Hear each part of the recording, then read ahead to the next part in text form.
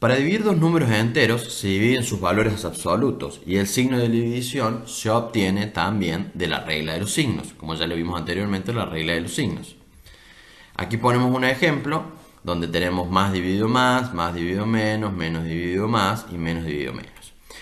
Ahora, acá ponemos un quinto ejemplo donde vamos a mostrar que menos 7 dividido menos 4 nos va a dar un número positivo x. Lo que nos encontramos acá que al dividir menos 7 dividido menos 4 no tiene solución en los números enteros. No hay ningún número entero que satisfaga esta relación. ¿Cuál relación? Que x multiplicado por 4 de 7. Y aquí nos encontramos entonces en la necesidad de ampliar nuestro universo a un nuevo conjunto. Este nuevo conjunto va a ser el de los números racionales. ¿Qué podemos decir de los números racionales? Que es un conjunto infinito, ordenado y denso, donde todos los números se pueden escribir como una fracción. Entonces, aquí podemos decir que el conjunto de los números racionales va a estar comprendido por A sobre B, tal que A y B pertenecen a los números enteros y B es distinto de 0. A se va a llamar numerador y B denominador. Una buena aclaración aquí, porque ya lo vimos anteriormente y lo voy a repetir, ¿por qué B no puede ser distinto de 0? Porque nunca se puede dividir por 0. Importante y para destacar entonces, siguiendo como veníamos trabajando, que los números naturales están incluidos en los números enteros y los números enteros están incluidos en los números racionales. Entonces, todo número se puede expresar en forma de fracción, ya sea un número fraccionario común que usamos, por ejemplo, un medio, que equivale a 0,5, o el número 4, que si lo queremos expresar en fracción, va a ser 4 sobre 1. Numerador 4, denominador 1.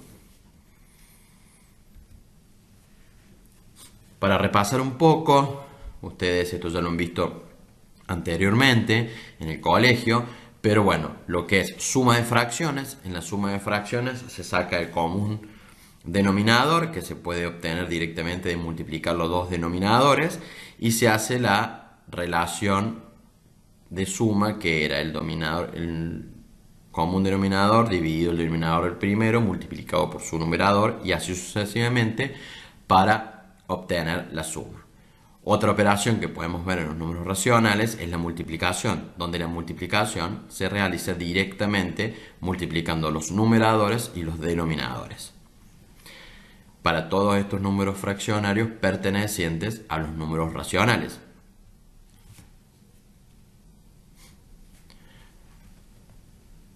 Para continuar, y antes de hablar de igualdad y orden, podemos decir que la división de los números racionales vamos a poder hacer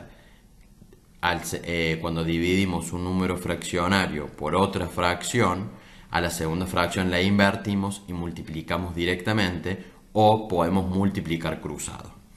En este caso lo que vamos a hablar es de las fracciones equivalentes, y acá nos dice que P sobre Q va a ser igual a R sobre S si y solo si P por S va a ser igual a la multiplicación de Q por R. Y cuando hablamos de fracciones equivalentes, pero también con relación a si una es mayor o una es menor, lo que podemos ver es que P sobre Q va a ser mayor que R sobre S si la multiplicación que vimos anteriormente se cumple, que P por S va a ser mayor que Q por R. Aquí les dejo un ejemplo. Si decimos que 7 novenos es menor que 4 octavos y hacemos 7 por 8, 56 y 9 por 4, 36, vemos que no es menor, por lo cual es mayor. 7 novenos va a ser mayor que 4 octavos. Así podemos ver la relación de orden en los números racionales. Cuando hablamos de expresiones decimales, vemos que P sobre Q, que pertenece al conjunto de los números reales, entonces P sobre Q también se puede expresar como una expresión decimal periódica. ¿Qué sería esto? Donde vamos a encontrarnos con una parte de ese número que va a ser entera, una parte no periódica y una parte periódica. Todo número racional tiene una parte periódica. ¿Qué quiere decir esto? Que esa relación o ese número se repite infinitas veces. Ya lo vamos a ejemplificar con un ejemplo práctico. Entonces, para definir, toda expresión decimal periódica puede representarse como número racional. ¿Dónde cabe el problema aquí? Que cuando no presenta una expresión que tenga el periodo o llamada expresión decimal periódica, nos encontramos que no está comprendido entre los números racionales. Entonces, toda expresión decimal no periódica representa un número irracional. Y aquí tenemos un nuevo conjunto. Veníamos viendo hasta el conjunto de los números racionales y ahora vamos a trabajar con el conjunto de los números irracionales. Antes de pasar, les dejo unos ejemplos en lo que va a ser. Un tercio yo lo puedo expresar decimalmente como 0,33, 33 periódico, entonces pertenece al número de los racionales porque tiene un periodo. Un quinto, que sería 0,2, después del 2 vendría un 0, indefinidos ceros, por eso es un número racional, porque tiene un número periódico. En el caso de 29 sextos nos pasa lo mismo, 4,8 y ya empieza después el periodo con el número 3. Y si hacemos al revés, 0,4 lo podemos expresar como 2 quintos o 4 décimos, pasando un número decimal a un número fraccionario. En el caso de 253 podemos expresarlo como 253 en 100 avas partes. Y el 0,7 periódico, cuando trabajamos con el número periódico, va a dar 7 novenos y esa explicación de cómo se pasa de número decimal a número fraccionario y de número fraccionario a número decimal está bien explicado en el apunte que les he presentado. Después tenemos dos ejemplos para marcar, como es el número pi, muy utilizado en lo que es el cálculo de superficies y todo lo que es la ejercitación que vamos a ver más adelante. Pi se representa por el número 3,14, 159 y indefinidos números que nunca se repiten, como también es el ejemplo de raíz cuadrada de 2. Esos números pertenecen a los números irracionales que mencionamos anteriormente. Y como por último nos encontramos con los números reales, que son los números racionales más la unión con el conjunto de los números irracionales. En este caso podemos ver que los números naturales, como dijimos anteriormente, están incluidos en el conjunto de los números enteros y estos incluidos en el conjunto de los números racionales. Los números racionales están incluidos en el conjunto de los números reales.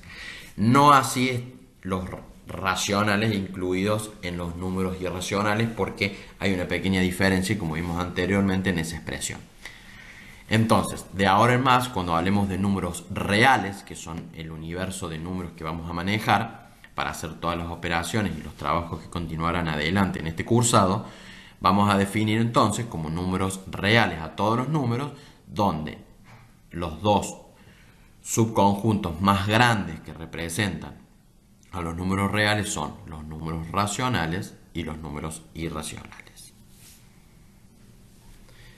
¿Qué operaciones podemos ver en el conjunto de los números reales? Dentro de las operaciones podemos ver la suma, donde en las sumas tenemos distintas propiedades como la conmutativa, la asociativa. La conmutativa nos describe que A más B lo podemos expresar como B más A, por lo cual podemos invertir. La asociativa, A más B más C, podemos hacer A más B y luego sumar C, o podemos hacer B más C y luego sumar A. Que existe un elemento neutro para la suma, que es el 0, o sea, si yo a un número 20 le sumo 0, va a seguir dando 20, por lo cual es un elemento neutro, y que para todo elemento positivo o negativo va a existir un elemento opuesto. Si A es el elemento, el opuesto va a ser menos A, siempre perteneciente al conjunto de los reales. Como producto, en la multiplicación tenemos lo mismo, conmutativa y asociativa, y en lo que es existencia de elemento neutro, para la multiplicación es el 1. Si yo pongo a 20 multiplicado por 1, sigue dando 20. Y el inverso en la multiplicación sería a la menos 1. Si yo tengo un número multiplicado, por ejemplo, el número 20, y lo multiplico por 20 a la menos 1, que sería 1 sobre 20, en ese caso su resultado va a seguir siendo 1. Por eso es el inverso.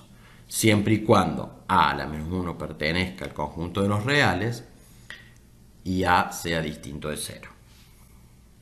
Y después tenemos la distributividad para el producto con respecto a la suma. En ese caso lo vamos a aplicar en algunos ejercicios donde sí existe la distributiva con respecto a la suma en el producto.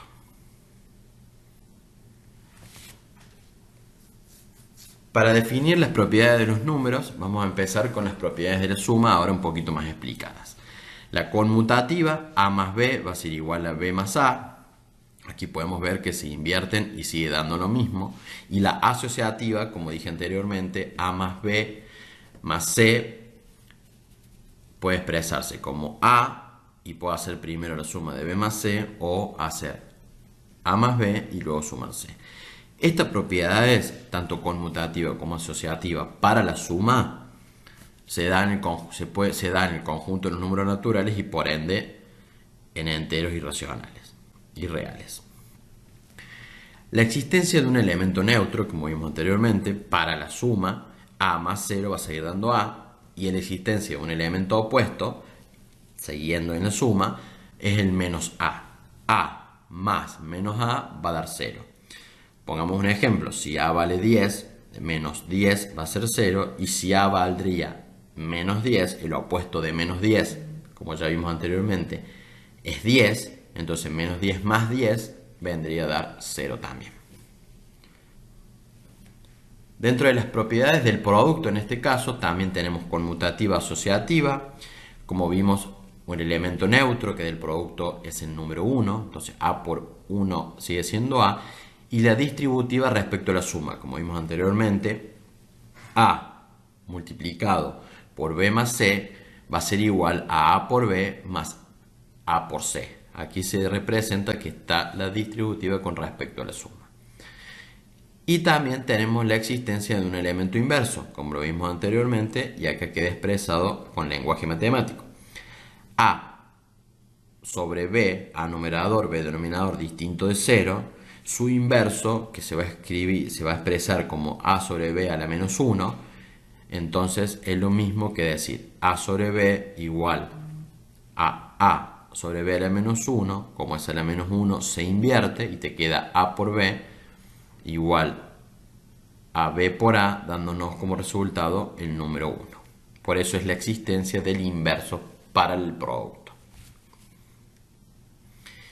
Y por último, para resumir un poquito, me gusta este gráfico y espero que lo puedan apreciar, donde vemos el conjunto de los números naturales, que está incluido en el conjunto de los números enteros, que a su vez los mismos están incluidos en el conjunto de los números racionales. Y si hacemos la unión entre números racionales, que sería Q, y los números irracionales, que es Q con la rayita, obtenemos el total de los conjuntos reales, con los que vamos a trabajar de aquí en adelante en matemática. Bueno, muchas gracias por su atención y nos encontramos en la próxima clase, y cualquier consulta nos mandan un mail y nos vemos en el horario de consulta.